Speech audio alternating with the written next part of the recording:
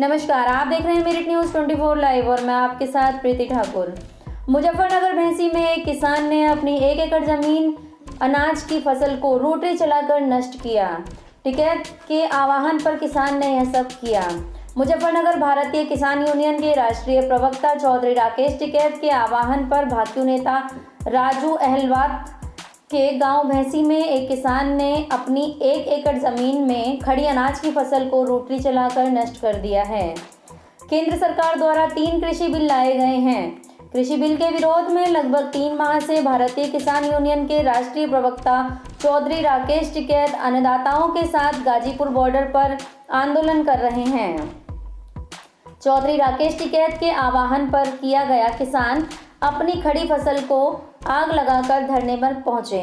चौधरी राकेश टिकैत के आह्वान के बाद मुजफ्फरनगर भारतीय किसान यूनियन नेता राजू अहलवात ने भैंसी में योगेश अहलवात किसान ने 1 एकड़ जमीन पर खड़ी अनाज की फसल को रोटरी चलाकर नष्ट कर दिया है। बने रहिए हमारे संवाददाता बिलाल अख्तर की रिपोर्ट के साथ मेरिट न्यूज़ 24 लाइव।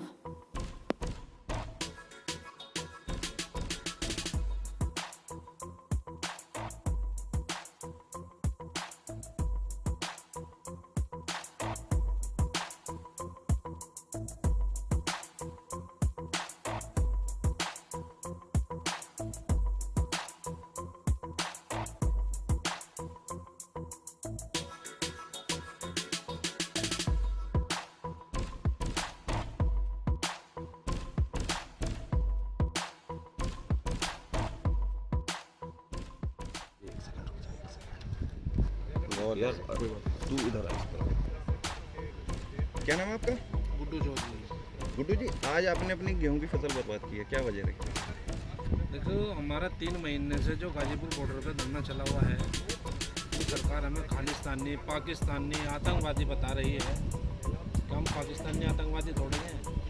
हमने सरकार को वोट दिया है और वोट दे के उन्हें सांसद तक पहुँचाया है। आज भी हमें खालिस्तानी आतंकवादी बता देते हैं।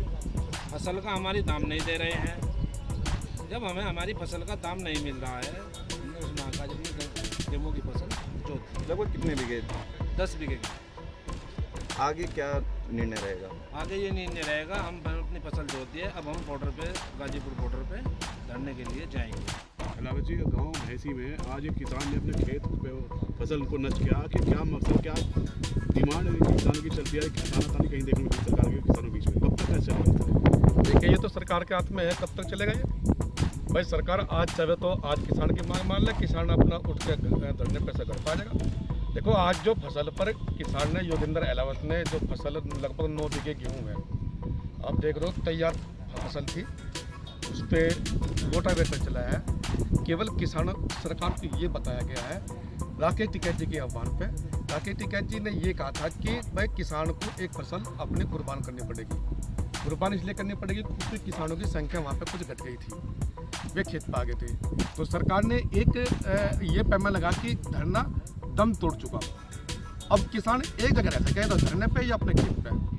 टिकैत साहब ने कहा कि कुर्बान करनी पड़ेगी, तो योगेंद्र अहलावत नाम के किसान ने आज अपने 9 बीघे लगभग गेहूँ पे फसल पर रोटावेटर चला दिया। अब सरकार को ये भी नहीं सोचना चाहिए कि नकली किसान है। कोई भी नकली किसान 9 बीघे नहीं, 1 बीघा गेहूं पे भी अपनी फसल पे रोटावेटर नहीं चला सकता। तो सरकार को दिमाग में से एक बात तो निकाल देनी चाहिए अब जाके, ये नकली किसान है। राकेश टिकैत जी ने एक आह्वान और किया कि 20 मार्च के बाद सभी किसान पश्चिम बंगाल में चल रहे चुनाव की तरफ कूच करेंगे, वहाँ पर पंचायतें होंगी। देखिए, इस लोकतांत्रिक देश में पहली बार किसानों को ये महसूस हुआ है कि इस देश में धरना प्रदर्शन का कोई अब महत्व नहीं रहा है। इस देश में केवल वोट का महत्व है। पहले धरने प्रदर्शन होते थे तो जो सरकार सुनती थी और उनका समाधान करती थी, लेकिन 3 महीने हरियाणा पंजाब में चला, उसके बाद में 3 महीने के लगभग ये UP border, Ghazipur border, Singhu border पर धरना चल रहा है। लेकिन सरकार बजाय समाधान करने के लिए किसानों को बदनाम करने पर तुली हुई है। तो किसानों को ये लगा कि अगर वोट से ही ये डरती है सरकार, तो पश्चिम बंगाल में चुनाव है, किसान वहाँ भी जाकर इसको वोट की फसल काटने नहीं देगा। सरकार अगर ये भाषा समझती है कि हमारी वोट पर तो कोई प्रभाव नहीं पड़ रहा, इन्हें किसानों को बैठे रहने दो, तो अब नीति बदलने जा रही है। अब यहाँ का किसान ट्रैक्टर ट्राली लेकर पश्चिम बंगाल की तरफ बहुत रहेगा, 15-20 दिन महीना जो भी लगेगा, ऐसे यहाँ बैठे और ऐसे पश्चिम बंगाल की तरफ जा रहे हैं। कल प्रियंका गांधी ने बगरा में किसानों की पंचायत बुलाई थी, क्या लगता है अब किसान आंदोलन सियासी रंग लेने लगा है? देखो, आपके चैनल के माध्यम से मैं बताऊं, सारी सरकारें हमने देख ली, कांग्रेस भी इनसे कम नहीं है। कांग्रेस ने की नीति खराब थी तो इसीलिए आज किसानों के ये हालात हैं। लेकिन बीजेपी सरकार को भी ये सोचना चाहिए कि कांग्रेस ने किसानों का भला नहीं किया तो आज वो सत्ता से बाहर है, और अगर ये भी कांग्रेस की राह पर है तो ये भी कल सत्ता से बाहर होगी। लेकिन मुझे कांग्रेस में एक खूबी तो नज़र आई, देखो उसने किसानों पर गोली चलाई, गोली बीजेपी सरकार ने भी मध्य प्रदेश में चलाई, लेकिन कांग्रेस के सरकार ने किसी भी नेता ने किसानों को आतंकवादी, उग्रवादी, पाकिस्तानी नहीं बताया, अन्नदाता बताया। तो एक नंबर ज़्यादा कांग्रेस को इसी बात पर है कि वो किसानों का अपमान नहीं करती, कम से कम अगर वो भाव नहीं दे रही है तो वो अपमान भी नहीं करती, और ये हमारी जो बीजेपी सरकार है अपमान भी कर रही है और भाव भी नहीं दे रही। नरेश टिकैत जी ने एक बयान दिया था जिसमें साफ तौर पर कहा गया था कि जितने भी भाजपा के नेता या पदाधिकारी हैं उनको अब न्योता नहीं दिया जाएगा, उनको शादी समारोह या किसी और फंक्शन में नहीं बुलाया जाएगा। लेकिन उसके ही विपरीत कुछ खाप चौधरियों के बयान आए हैं जिसमें कहा गया कि यह अपनी मर्जी है, वो किसी को भी बुला सकते हैं।